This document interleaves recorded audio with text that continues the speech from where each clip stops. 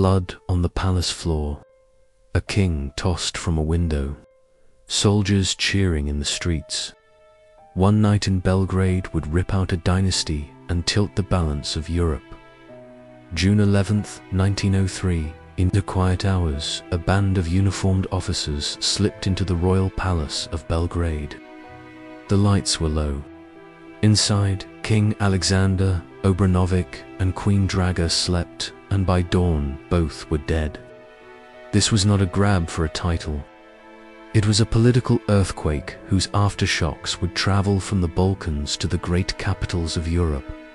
Before we dive in, make sure to hit that subscribe button and tap the bell icon so you never miss our deep dives into the untold stories of history's greatest conflicts.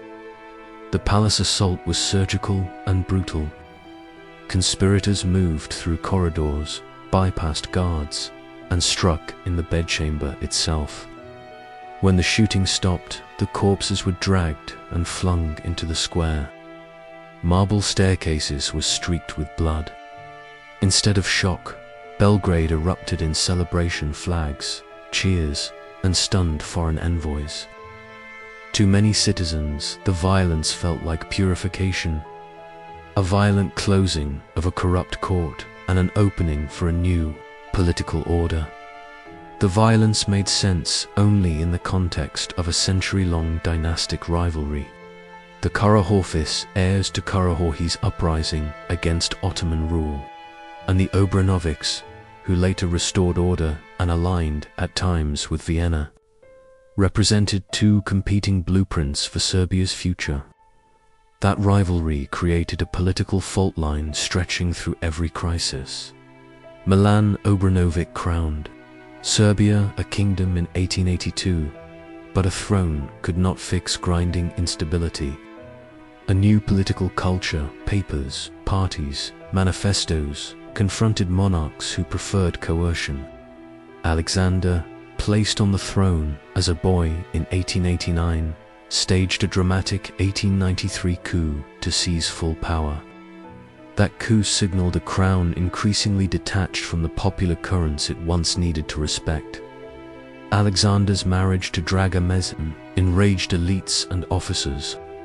Draga, a widow disliked by high society, became a symbol of royal excess and poor judgment. Ministers resigned rather than serve under the couple. Even Alexander's father, Milan, publicly condemned the match. The wedding crystallized grievances that already smoldered in the barracks and salons. The Serbian officer corps was the nation's fastest rising institution, a path to status where few existed. Under Milan, it had swelled. Under Alexander, budgets were cut and promotions depended on royal favor. Salaries were delayed, ambition was blocked, and resentment hardened. Within this climate, conspiratorial cells formed. Army men swapped grievances for plans. At the center of those cells stood Dragutin Dimitrijevic, APIs.com. Ruthless, politically adept APIs, recruited, concealed, and commanded. After a failed attempt at a public assassination, he broadened his network to more than 100 officers. The palace, long the symbol of royal invulnerability, became his objective. Meticulous preparation met ruthless execution. Security tightened, but the conspirators were patient. In the dead of night they entered, struck, and left a transformed city. Petar Karađorđević returned from exile to claim the crown and promise constitutional rule. But the men who carried out June 11th did not vanish. They became a new power center.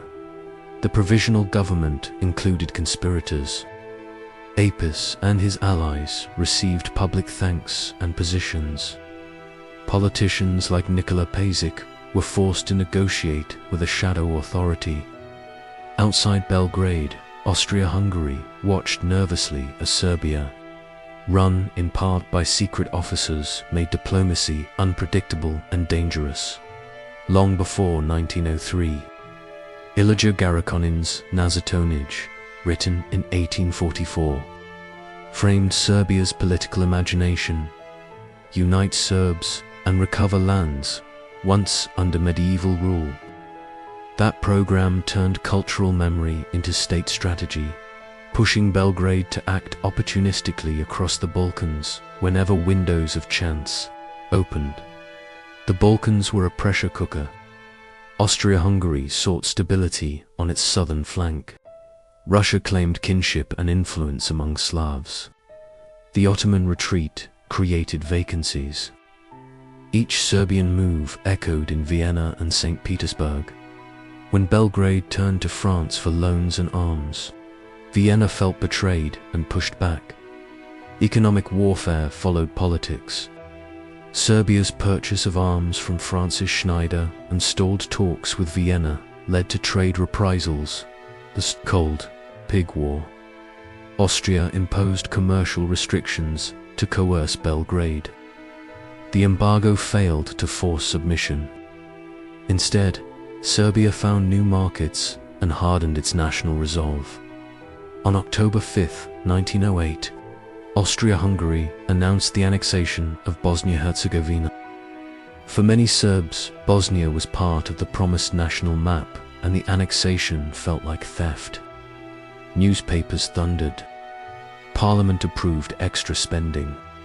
Mobilization plans circulated.